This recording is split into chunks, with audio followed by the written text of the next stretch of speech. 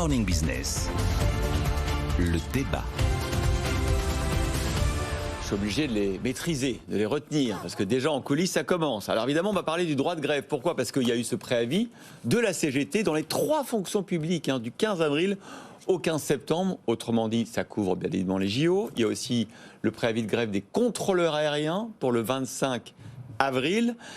Du coup, on s'est dit, on va quand même exhumer cette proposition de loi adoptée par le Sénat il y a 48 heures, qui prévoit de limiter le droit de grève. Vous allez nous dire comment, Stéphane ?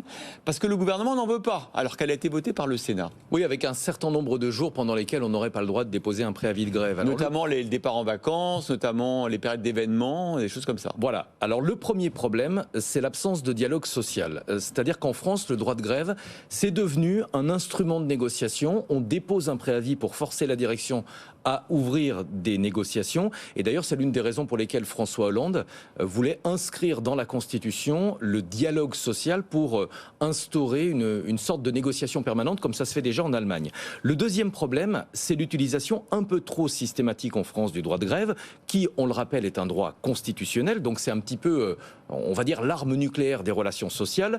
Et en abuser, pour des motifs qui sont parfois quand même extrêmement faibles, il faut le reconnaître, risque de fragiliser ce droit de grève, d'alimenter le débat qu'on a aujourd'hui. Le droit de grève est précieux, qu'on ne fasse pas dire le contraire, et donc on abusait, comme le font certaines professions, ça va finir par le mettre en danger.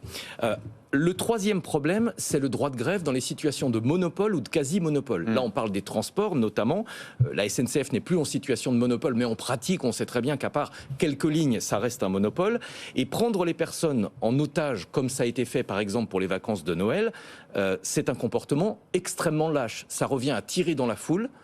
Sur des personnes qui n'ont absolument aucun pouvoir pour vous aider à négocier et qui, pour certaines, sont peut-être d'accord avec vous, vous leur tirez dessus en estimant que c'est parfaitement légitime au regard de vos revendications. Donc, est-ce qu'il faut encadrer le droit de grève ? Moi, sur ce point, je crois que c'est non seulement oui, mais ça devient urgent.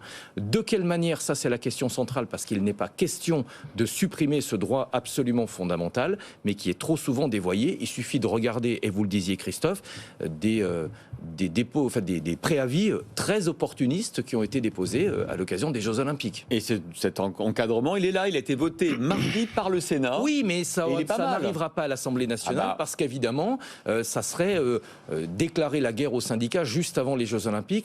C'est peut-être pas forcément le meilleur calendrier. Jean-Marc Daniel, vous êtes forcément d'accord avec tout ça, non ? Non, je suis absolument contre cette proposition de loi. Je considère qu'effectivement, l'appareil juridique est déjà complet en la matière. Je rappelle d'abord, on dit que c'est un droit constitutionnel. Que dit la Constitution ? C'est le préambule de la Constitution qui dit que le droit de grève s'exerce dans le cadre des lois qui le réglementent. Et vous avez une jurisprudence qui est une jurisprudence sur l'ensemble du droit de grève qui dit qu'une grève est licite, légale et conforme au droit si elle correspond à des revendications professionnelles. En particulier, la grève insurrectionnelle est interdite, la grève politique est interdite. D'ailleurs, il y a eu des arrêts sur les grèves sur la réforme des retraites où un certain nombre de gens ont porté l'affaire devant les tribunaux pour demander est-ce que c'est une revendication professionnelle que d'attaquer la politique du gouvernement en matière de gestion des retraites. Donc il y a un cadre juridique. Alors où est le problème ? En fait, le problème, on s'aperçoit, c'est pas un problème de monopole, c'est un problème de conséquence de la grève pour l'entreprise et pour les personnes qui travaillent dans cette entreprise. Quand vous êtes en grève, normalement, vous avez 2 éléments qui vous obligent à essayer de limiter votre action. Le premier, c'est que vous perdez votre salaire. Le deuxième, c'est que vous menacez la pérennité de l'entreprise. Pas toujours. Je rappelle que pour la grève des éboueurs à Paris, Anne Hidalgo avait insisté pour qu'ils puissent continuer à percevoir leur salaire malgré les tonnes d'ordures et de rats dans les rues de Paris. Je finis. La règle du jeu, la règle juridique, c'est que vous perdez votre salaire et quand une entreprise est une entreprise privée, vous menacez la persistance et la pérennité de cette entreprise. Et donc votre emploi. Et votre propre emploi. Donc, mais c'est pas le cas, il a raison, c'est pas le cas dans les monopoles et les services publics. Non, pas dans les monopoles, c'est pas le cas dans les agences, dans les activités publiques. Ouais. Dans les activités publiques. C'est d'ailleurs une raison pour lesquelles 48% des grèves sont dans l'État, la SNCF et la RATP. Est-ce que c'est pas là où il faut encadrer davantage ? Alors, que dit la proposition de loi ? Oui, oui. Donc, ce que dit le Conseil constitutionnel, c'est de dire vis-à-vis de ces services publics, effectivement, où les gens ne se sentent pas menacés. D'ailleurs, la direction non plus ne se sent pas menacée. Non. Parce que de toute façon, l'État fera un chèque. l'État finira Alors, par faire un du chèque. coup, vous abondez dans le sens de Stéphane. Non, non, parce qu'en ce qui concerne les services publics, la reconnaissance du droit de grève, donc c'est la décision du Conseil constitutionnel de 1979. Jean-Marc lit l'heure est grave. Voilà, la reconnaissance du droit de grève ne saurait avoir pour effet de faire obstacle au pouvoir du législateur d'apporter à ce droit les limitations nécessaires en vue d'assurer la continuité du service public, qui, tout comme le droit de grève, a le caractère d'un principe de valeur constitutionnelle.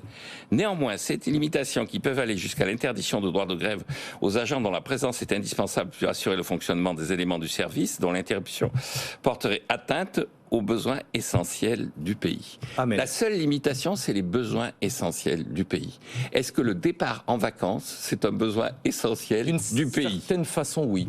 Écoutez, c'est pas sérieux. C'est le pays. Alors c'est le droit à la paresse, c'est le droit aux vacances, c'est le besoin essentiel du pays. Ce n'est pas les vacances de février. Je regrette. Les vacances, ce ne sont pas uniquement. Et les Jeux Olympiques. Et les Jeux Olympiques, ça fait pas partie Mais des besoins essentiels. Des enfants, des petits enfants qui n'ont pas pu voir leurs parents, leurs grands-parents à Noël pour des revendications dont on a encore du mal à comprendre quel était le sens. Non, alors le besoin essentiel du pays, il faut le définir. Mais je maintiens les vacances, c'est pas un besoin essentiel du pays. Allez, je vais terminer très vite par une dernière remarque que je voudrais faire, c'est que on montre systématiquement par le biais de ce genre de proposition de loi les syndicats. Je rappelle que les personnels de la SNCF votent et que les syndicats les plus extrémistes sont en train de reculer à la SNCF. Le score de la CGT était de 44%. Il y a 20 ans, maintenant il est de 32%. Ah oui, c'est intéressant. C'est compensé en partie par la montée de Sudrail, mais le bloc Sudrail plus CGT a juste obtenu la majorité aux dernières élections, mais il est en train de perdre sa majorité. Et donc les personnels ont aussi conscience de la réalité de la survie de l'entreprise. Très très vite, encore faut-il que la grève soit justifiée. Je racontais à Jean-Marc tout à l'heure, j'ai un ami journaliste qui a travaillé pendant quelque temps pour le journal d'un grand syndicat français. Et il fallait absolument envoyer à l'impression au mois de mai le journal du mois de septembre. Une grève était prévue en septembre. Il a demandé un encadré, les motifs de la grève pour le mettre dans son journal. Réponse, on ne sait pas, on verra bien. Je veux dire, déposer un préavis de grève quand on ne sait pas encore les raisons pour lesquelles on va faire grève, moi je crois qu'on marche sur la tête. Oui, sauf que ce genre d'attitude recule aux élections professionnelles. Merci à tous les deux pour ce débat. Tout de suite, on reçoit Hervé Belaïch. Vous voulez un peu rêver, partir en catamaran? Eh ben, on part avec le président Jean-Marc de est contre les vacances. Hervé Belaïch. C'est pas un droit essentiel. Je regrette. Arrêtez-les.